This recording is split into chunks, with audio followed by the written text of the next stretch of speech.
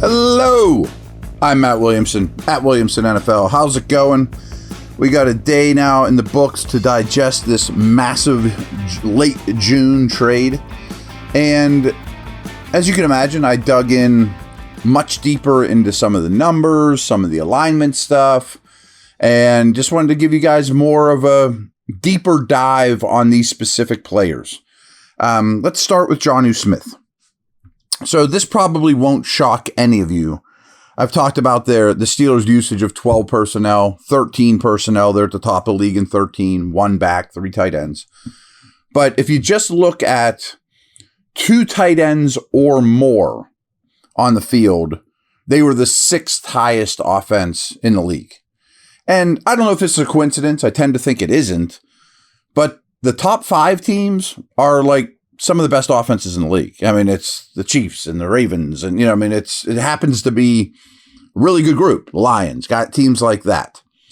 That being said, I don't want you, maybe the biggest takeaway I can have from this podcast is I don't want you to think about Jonnu Smith like he's Mark Bruner, as just an old school Mark Bavaro inline tight end. That's not what he is at all.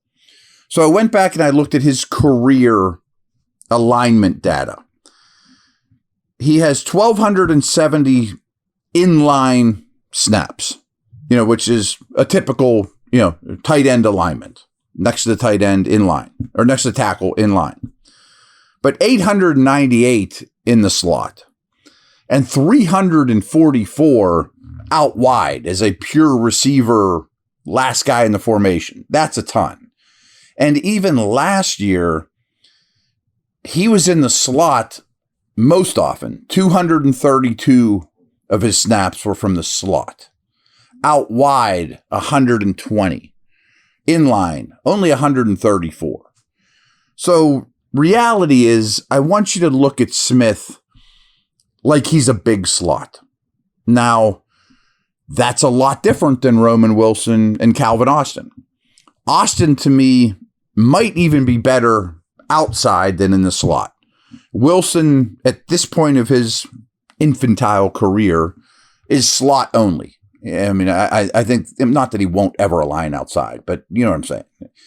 So I think it's just a different version of slot receiver that happens to be 65 pounds heavier than those guys. And Jonnu Smith ran in the very low 4.6s. I mean, he is an athlete that can stretch the field, especially for a 240-pound man.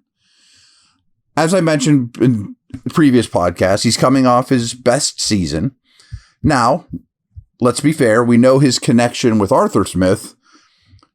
Jonnu's best season came with Mike McDaniels calling the plays. So, I can take or leave PFF, grades, but I'm going to cite them a little bit on today's podcast. He had the 5th best receiving grade of all tight ends last year. He had the 4th most receptions with 88. His yards per route run, one of my favorite metrics, 1.95, 5th amongst all tight ends. Yards after catch per reception, 9th best. Missed tackles forced, 4th best. So a big portion of him is after the catch. In terms of yards after catch average last year, he was 6th amongst all qualified tight ends and 20th amongst all qualified pass catchers. I mean, including Jamar Chase, teams like that, 20th. So really, really good after the catch. The Steelers, on the other hand, were 17th in yards after the catch per reception.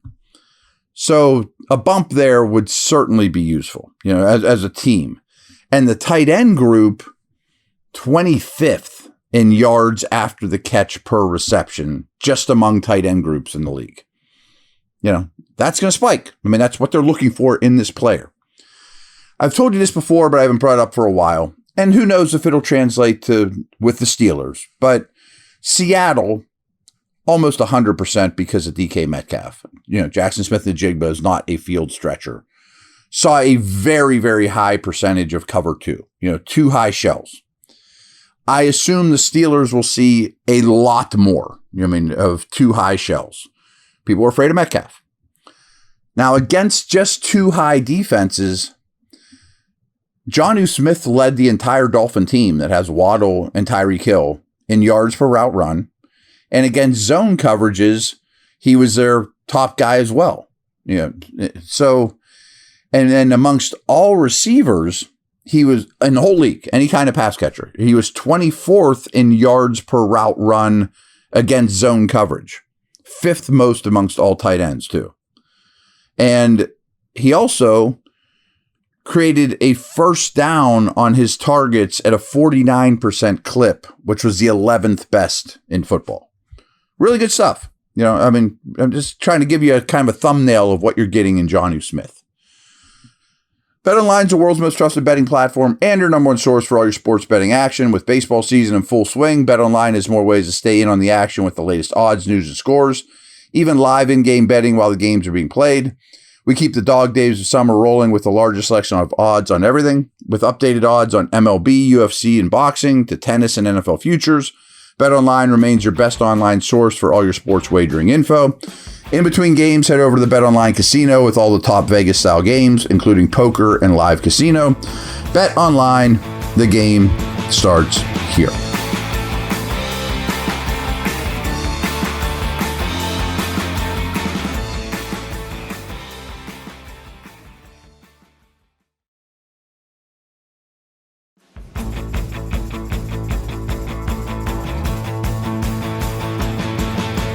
Couple notes on Minkah, and trust me, I'm not kicking him as he goes out the door. I think he's an exceptional football player and was a very easy Steeler to like a lot. But in his last 29 games, he had 1 interception and 1 forced fumble. I mean, I think we all knew there was a drought going on there. He came in on like gangbusters, really, when he, became a Steeler, but that stuff did dry up. He played deep safety 80% of the time, and a lot of that was, in center field because the Steelers played the 4th lowest rate of too high. And Thornhill basically did that role in his 11 starts with the Browns last year. He was the deep middle guy. So I've had a lot of you guys saying, well, who's going to play free safety? What if they play single high? It's Thornhill guys. It's Thornhill guys. It doesn't mean they can't add somebody, but they like Thornhill. That's part of this deal. This doesn't really affect the Steelers, most likely, but I found it kind of interesting is the Dolphins are in such bad financial situation. Couldn't extend Jonnu, could still trade, Tyreek. They've got a lot of big contracts coming up. But most people that I've read about with this side of the Dolphins deal think Minkah will play this year with Miami, and then they'll cut him and save over $17 million in cap space. So he could be on the market in a year. That's not crazy. All right, so those are the last notes on Minkah. You guys know who that is, obviously. A lot of Ramsey stuff here. Per Next Gen Stats, that comes directly from the NFL, he allowed 0.9 yards per coverage snap. The outside cornerback average is 1.1. So he was better than average by a pretty decent deal. 0.2 yards when the average is 1.1 is pretty substantial. And he did that mostly by playing an outside corner role. He was out wide 78% of the time last year. He also rushed the passer 36 times with Miami last year. That's the most pass rush snaps he's had in his entire career. I would expect some of that for sure. And then I went back and I looked at his career. For his career, 80% of his snaps has been as an outside corner. However, in the 3 years he played with the Rams, he played 707 slot snaps with the Rams. That's an awful lot.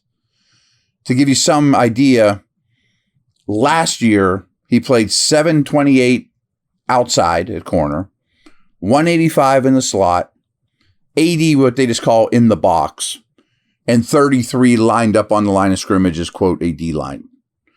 I definitely think he's the slot guy, but that was more outside corner stuff than I expected, to be very honest with you, of late.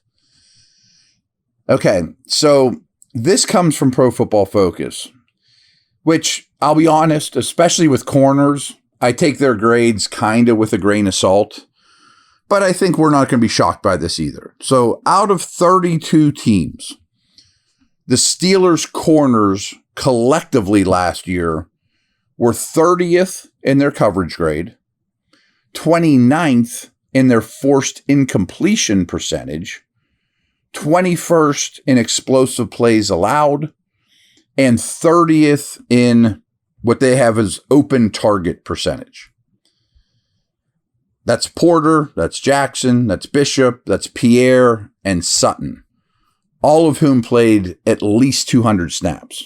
I mean, Porter I got no problem with, obviously, but those other four, Jackson, Bishop, Pierre, Sutton, all playing 200 plus snaps, not great.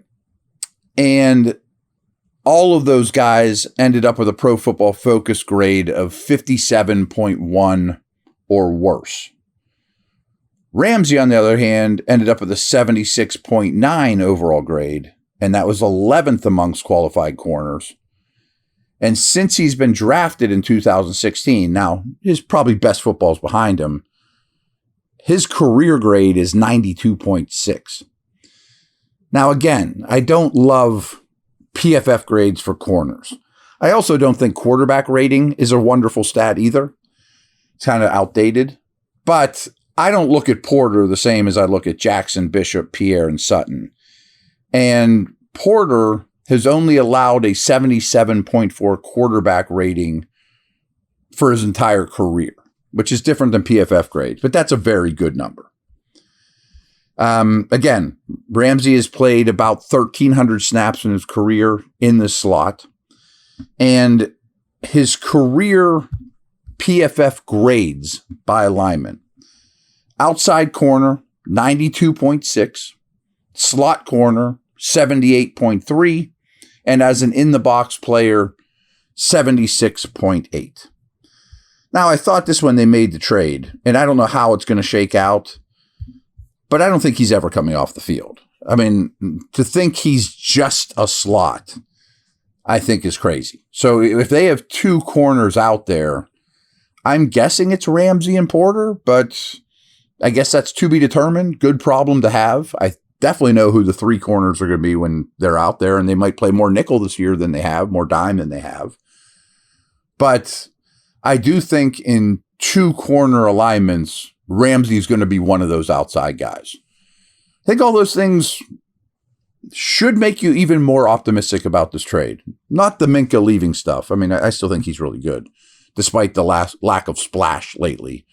But all the things I told you about Jonnu and Ramsey, pretty enticing, especially considering the deficiencies at those positions last year that the Steelers had.